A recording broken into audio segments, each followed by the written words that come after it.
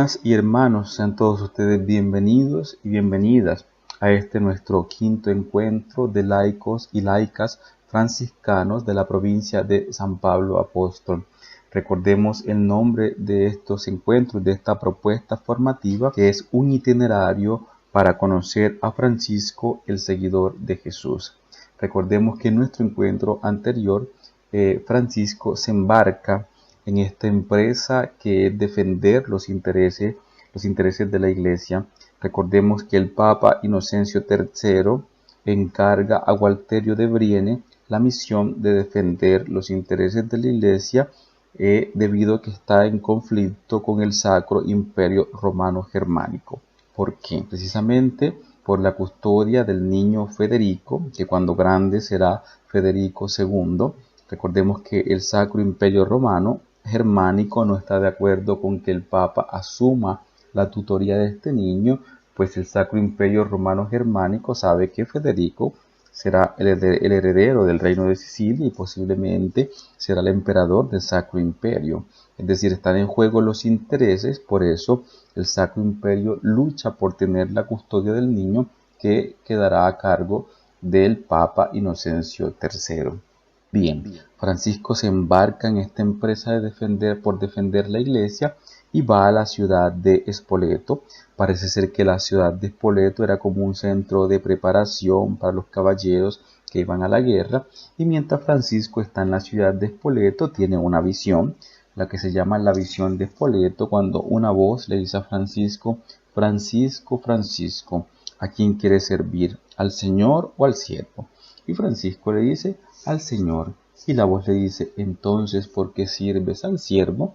Y luego la voz le dice: vuelve a tu casa. Y Francisco regresa, obedece esta voz, regresa a su casa, pero recordemos que no es simplemente regresar, recordemos que es abandonar un proyecto, el proyecto de ser caballero.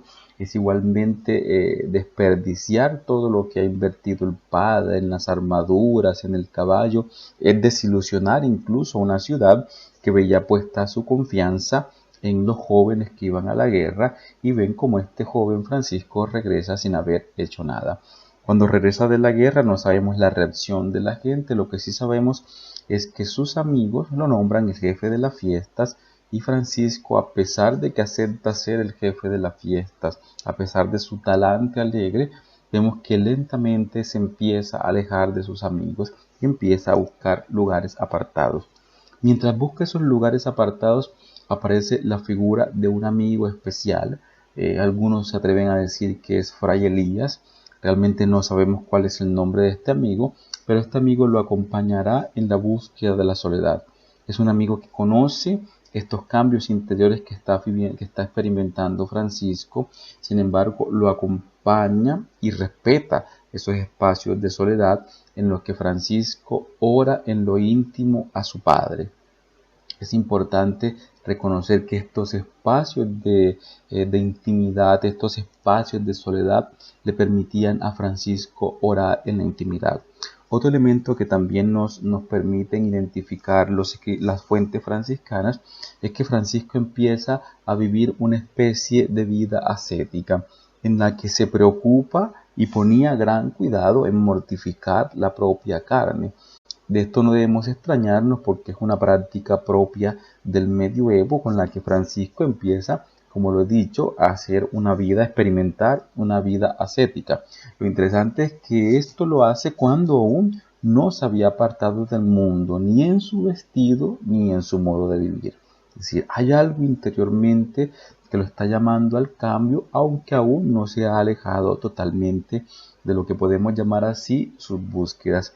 Incluso empiezan unas actitudes y unos comportamientos un poco extraños en Francisco, como nos dirá por ejemplo el memorial, que dice que muchas veces se despojaba de sus vestidos y los cambiaba con los de los pobres. Y dice Chelano que intentaba asemejarse a ellos. De hecho, en la vida que conocemos como la vita breve o la vita brevior, en esta vida nos dice que Francisco intenta experimentar la miseria de los pobres. Es uno de los elementos que van apareciendo en su proceso de conversión. Incluso hay un elemento nuevo que va apareciendo y es la búsqueda de experimentar la presencia de Dios, podríamos decirlo así, en la historia. Francisco decide hacer un peregrinaje, va a la ciudad de Roma a visitar la tumba del apóstol Pedro y la tumba del apóstol Pablo. Se dice que cuando se encuentra en la tumba del apóstol Pablo, en lo que hoy sería la Basílica de San Pablo extramuros, Francisco decide cambiar sus vestidos con un pobre y empieza a mendigar, empieza a pedir limosna, y nos dice la leyenda de los tres compañeros que lo hace en lengua francés, pues le gustaba hablar esta lengua, aunque no la hablaba correctamente. Como vemos, Francisco no solamente viste los vestidos del pobre, sino que también asume la actitud del pobre, que es aquella de pedir limosna, porque como lo hemos dicho, quiere experimentar incluso sus miserias. Vuelve de Roma a la ciudad de Asís, nos dice la leyenda mayor un relato, nos cuenta la leyenda mayor un relato que creemos que es fundamental en este proceso vocacional que vive Francisco. Y dice así: cierto día, mientras cabalgaba por la llanura que se extiende junto a la ciudad de Asís, inopinadamente se encontró con un leproso cuya vista le provocó un intenso estremecimiento de horror. Pero trayendo a la memoria el propósito de perfección que había hecho, y recordando que para ser caballero de Cristo debía, ante todo, vencerse a sí mismo, se apeó del caballo y corrió a besar al leproso. Extendió éste la mano como quien espera recibir algo, y recibió de Francisco no solo una limosna de dinero, sino también un beso. Montó de nuevo y, dirigiéndose enseguida su mirada por la planicie amplia y despejada por todas partes, no vio más al leproso. Este es un relato que nos presenta la leyenda mayor, aquella que fue escrita por San Buenaventura, y lo interesante es que nos presenta a Francisco de nuevo en su caballo, es decir, un Francisco que aún va montado en su proyecto, pero cuando va en su caballo ve a lo lejos la figura de un leproso que, como nos dice el texto, le provocaba horror, le provocaba estremecimiento.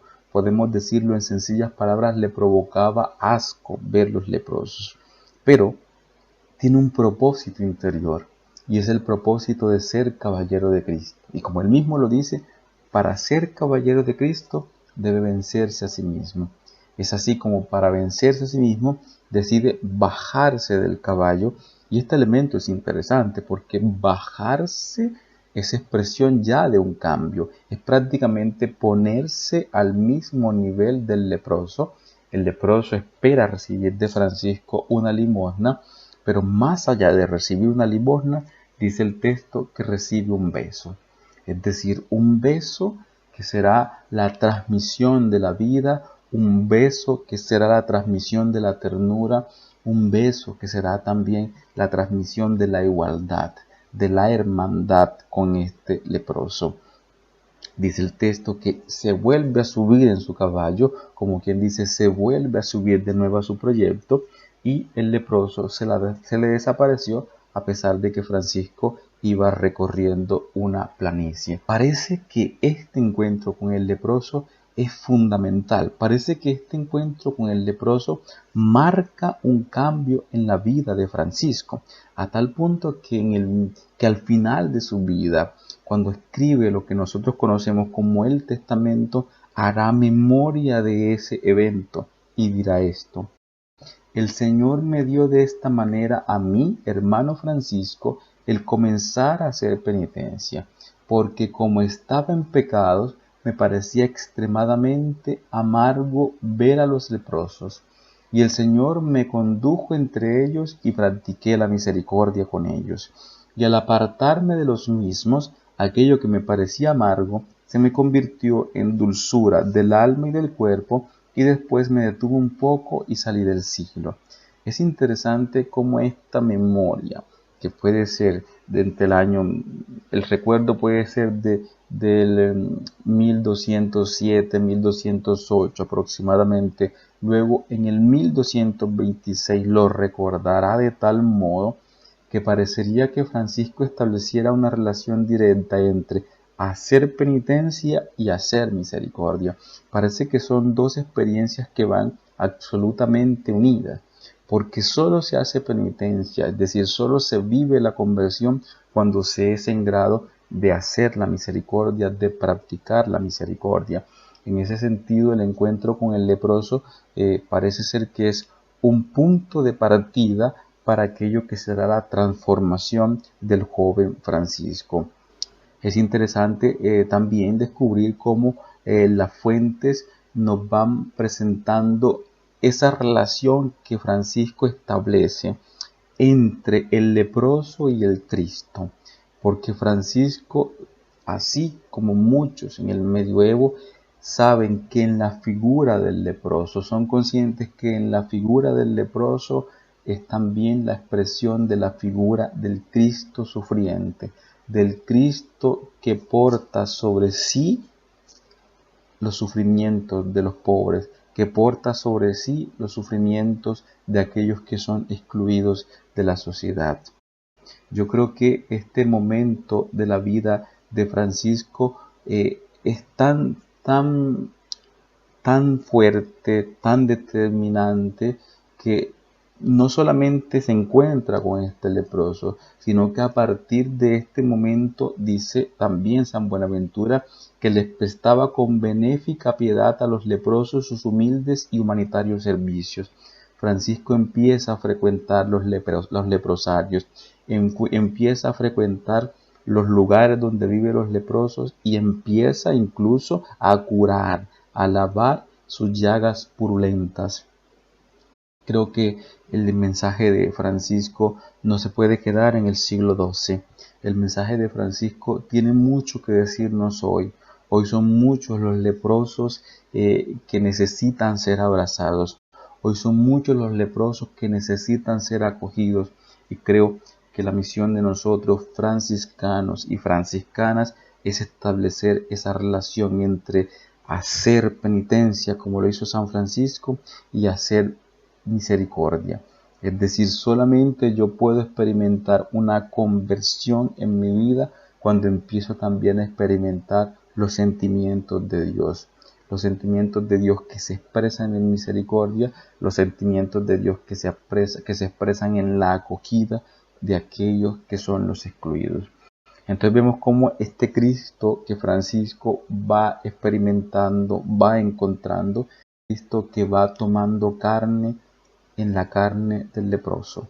Es un Cristo que toma carne en las llagas purulentas del leproso, del despreciado y del excluido.